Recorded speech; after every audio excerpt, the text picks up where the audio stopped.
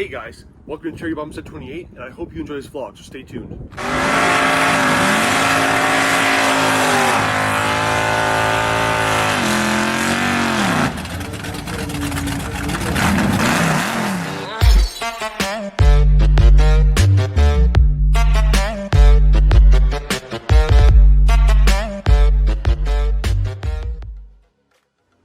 Hey guys, welcome to the vlog today. I know it's been a very long time since I've posted absolutely anything, and I apologize. Things have been very busy in a different way, so I haven't really focused on stuff. As you can see, we are in a new garage, and the reason being is because this last summer I bought a house. Yes, through COVID I decided to buy a house. So our first video in a long time. We haven't really done much work on the car since the last video. But today's an exciting day. I finally started getting some parts in. The first thing I started getting is a new shifter. I wasn't really liking the one I had before. I stuck with B&M. My old one was a B&M Z-Gate. It worked good, but I wanted to upgrade, so I decided to go with the B&M Stealth Magnum Grip Pro Stick. So let's hop into it. Alright, so here's my old B&M Z-Gate. For those of you who don't know how to shift this shifter, right now it's well, actually I'm pretty sure the Z-Gates can only be a 3-speed. I don't think you can actually get the different gate plates for the Z-Gate. But so right now it's in park. Just gonna have to kind of hold it a little bit. It's a little bit awkward to shift it, without it actually mounted properly. But right now it's in park, so to get out of park, pull the lever, pull back. That's reverse right there. Then to go to neutral, I can just simply push it into neutral. And now from neutral, I can just push it right into third. I don't have to pull the lever to go from neutral to third. Now from, well, that's also drive. Third is also drive, but I have a shift kit drag car, so drive would be third gear. But to go to second gear from drive or from third, I can't just hit it. I have to release it and go into second. And then to go into first, I also have to release and go into first. Now, this was one of the plus sides of the Z-Gate, because the reason why it's called the Z-Gate is because of how it locks into every gear. But I just simply can tap, so from first to second, tap, second to third, tap, and then to go into neutral, I can just tap it again. I don't have to hit that unlock, which personally to me, for my application, this is a little bit awkward. You know, I wanted that Magnum, that pistol grip. Now, this does have a reverse lockout, so I can't go and hit it. I have to unlock into reverse, and then I can into park. So it's a nice design, it's a nice shifter. It's just, I want a nice upgrade. I want to move on to something a little bit more professional, something that has, you know, a little more safety features, and something that's a little more comfortable. I wasn't a big fan of having to hold, you know, the shifter like this. I like the shifter to the side. And having the release here just to me was a little bit uncomfortable, so I decided to upgrade. So let's get the Pro Stick out and I'll show you that guy. Alright, so here is the B&M Pro Stick Magnum Stealth Magnum Grip. So it's got the different, they have two different styles of levers here, where you can get the one that's just more straight off from this bolt here, or the one that has the actual like curve here, which that other straight one usually comes with the ball grip on top, whereas this one comes with the pistol grip like this. I wanted it in stealth. I like the black look. You know, I'm kind of going for a black accent with the car, so it kind of fits. But so I'm going to show you how to shift this one. So for this one, to get out of park, right now we're in park. Just gonna hold on to it here. You just pull a lever, and I can go into that's reverse right there. Now to go from reverse to third, second, or first, I can just pull it all the way, which is kind of nice. Now from first to second, it's the same as the Z-Gate. I can just push forward. Now I'm in second gear.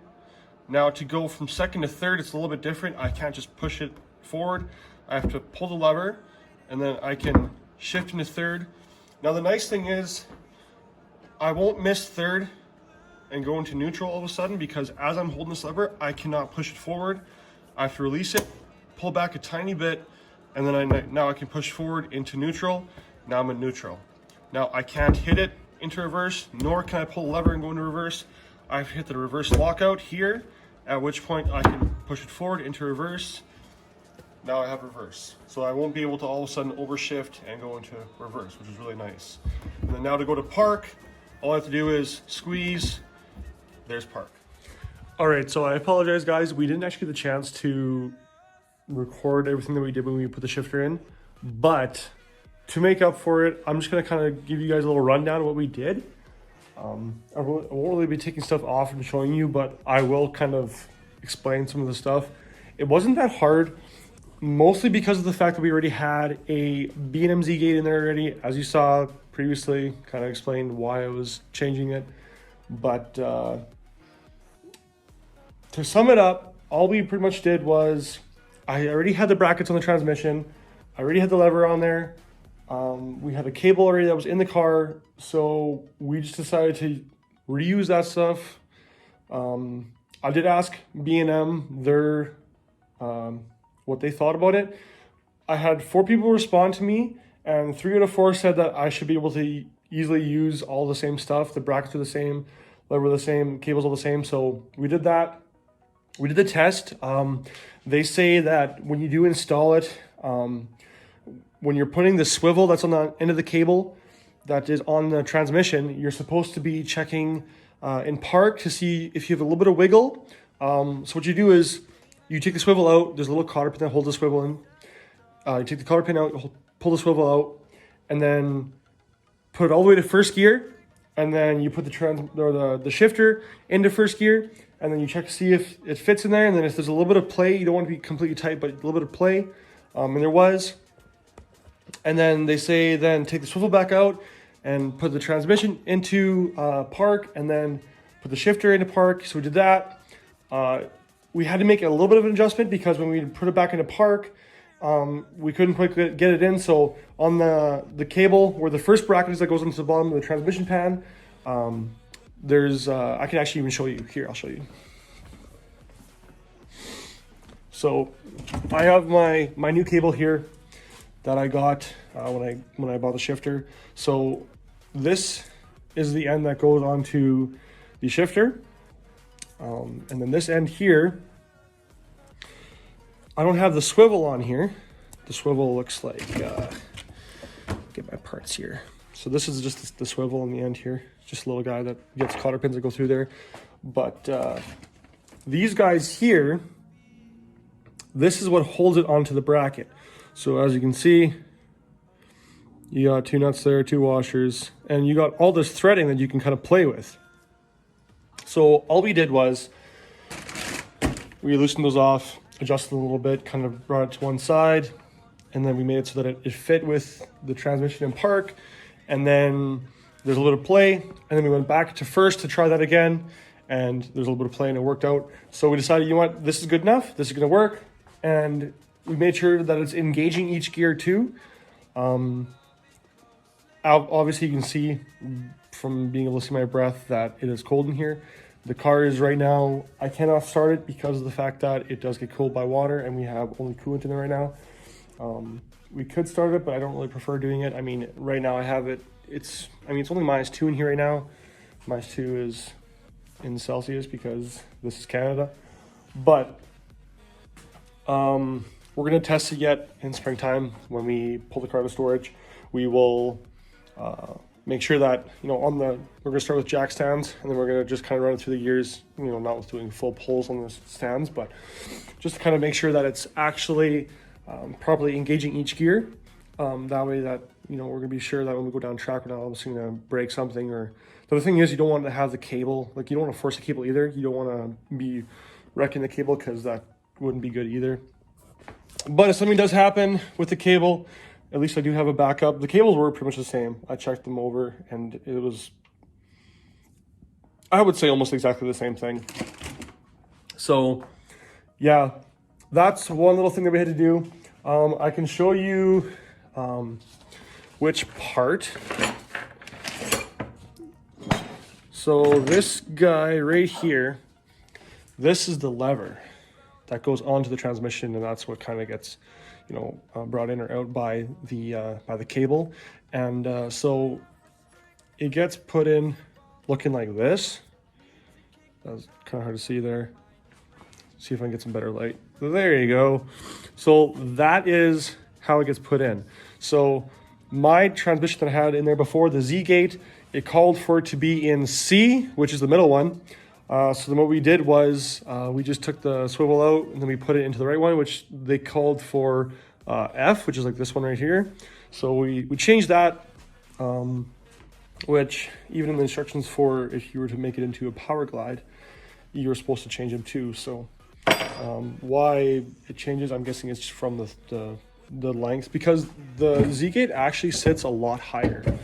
Like this is a very bulky shifter compared to my little Pro Stick that I have in the car now.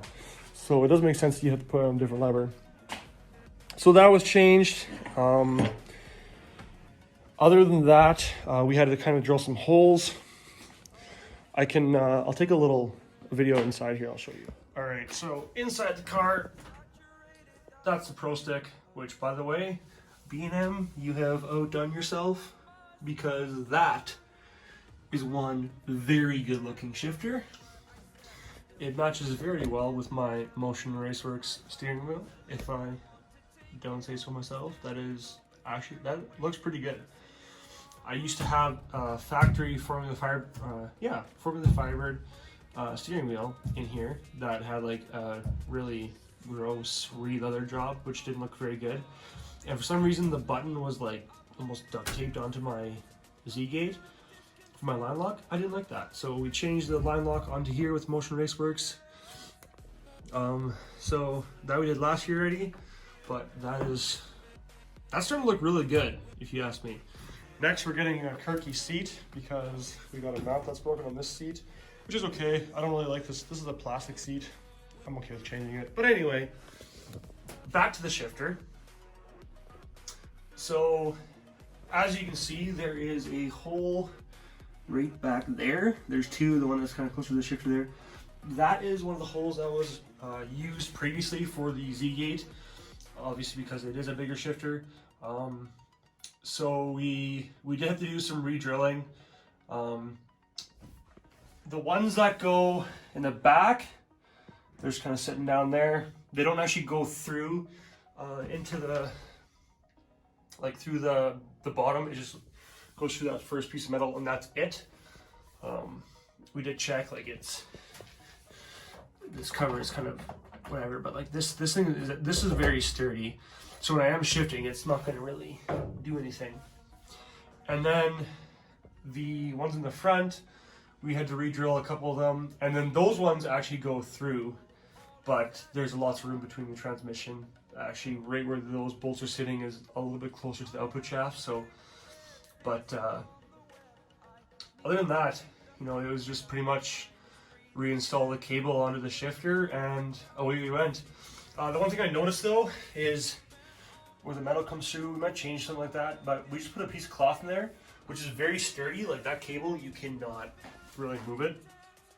And with that cloth there, it's not going to shred anything and go through the rubber and wreck the cable when you're changing gears. So it looks kind of weird, but I mean, it works for now.